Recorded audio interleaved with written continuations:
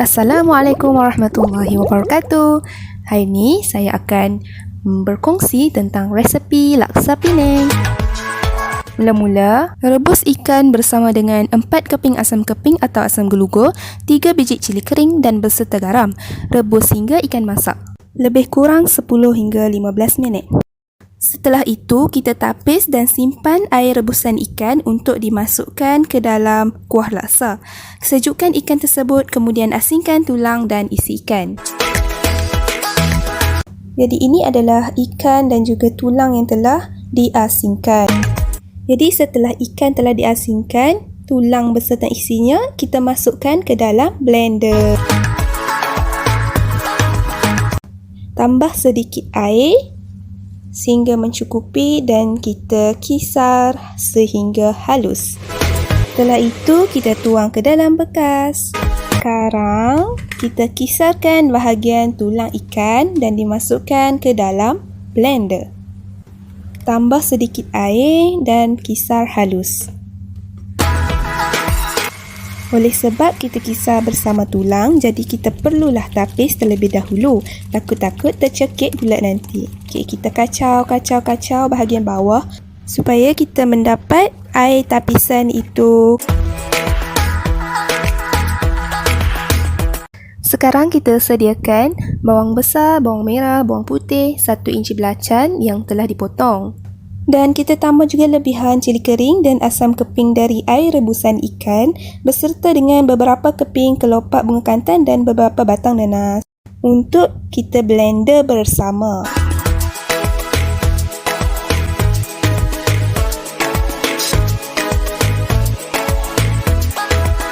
Tambah sedikit air dan kita kisar sehingga halus. Seterusnya, ini adalah bahan-bahan yang kita perlu sediakan sebelum kita mula masak kuah laksa.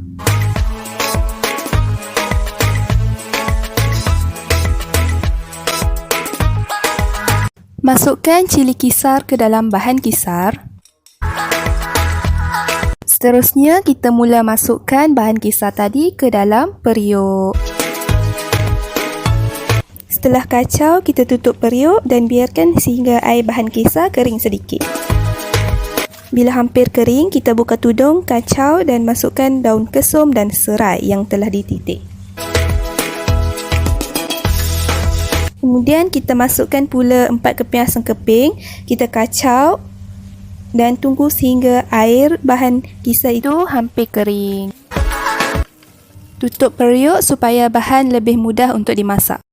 Setelah hampir kering air bahan kisar itu, kita masukkan 1 sudu otak udang ataupun ikutlah selera masing-masing ke dalam bahan kisar tersebut.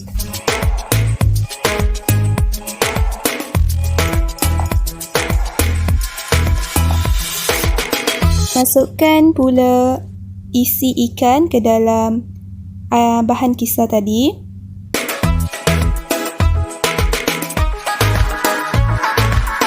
Kemudian kita masukkan air tapisan tulang ikan tadi ke dalam periuk dan kacau sehingga sebati.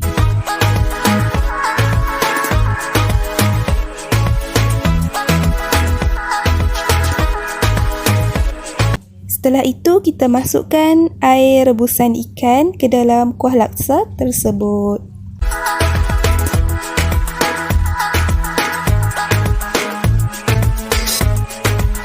Jangan lupa untuk masukkan 2 sudu gula dan garam secukup rasa.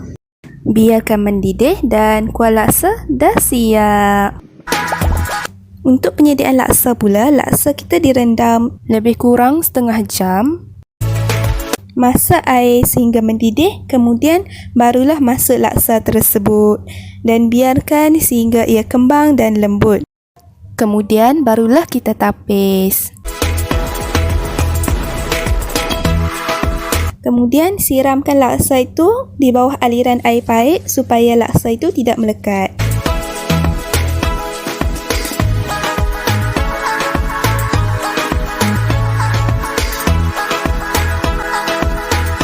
Laksa pun telah siap untuk dimakan.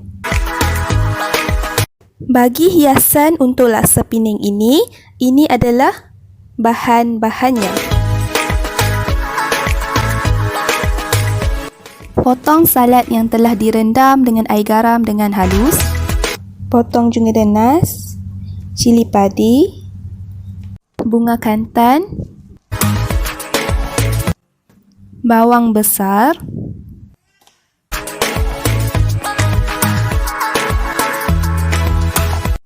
timun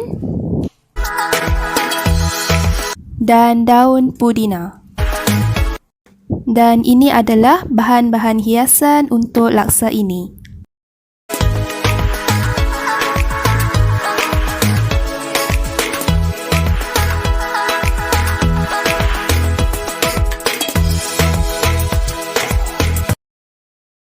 Okey, dah siap laksa Penang. Sedap, rugi kalau tak cuba.